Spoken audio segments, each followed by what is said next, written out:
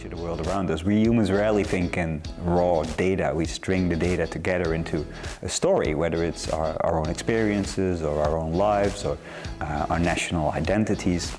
We use narrative to mold complex realities into a more comprehensible form. And as such, narrative is really one of the building blocks, you could say, of culture in general.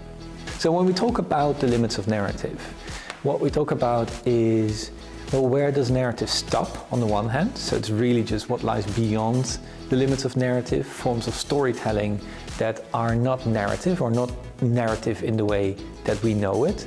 But we also talk about the limits of narrative as where should narrative stop. There's also real dangers to narrative and dangers to storytelling, where politicians in bad faith use storytelling to manipulate people to vote for them, where people selling bad products will use storytelling to convince people to continue a certain consumerist behavior that might not be good for planet, people, or profit. When we talk about the limits of narratives in that more ethical sense, we talk about, well, how can we also help people to resist those kind of storytellings?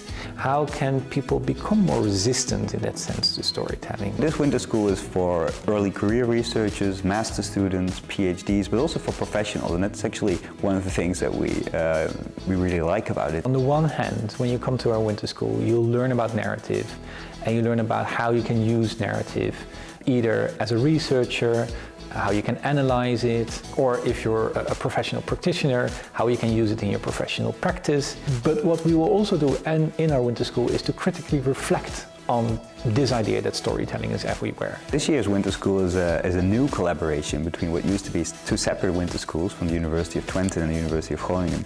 And the new format really allows us to combine 3 different perspectives on narrative into 1 week. And in those 5 days we'll have lectures from a variety of international specialists and scholars. There'll also be workshops. There will be an opportunity for participants to present their own research and to get feedback from the lecturers, from their fellow participants. They form a community together that often exists long after the winter school has finished. We've seen people collaborating on publications that came out of this winter school, edited volumes, special issues, where young scholars have the opportunity to disseminate their research. When people that are so diverse come together, but they have this common interest, narrative, they can really learn from each other. And that can be really inspiring. So you see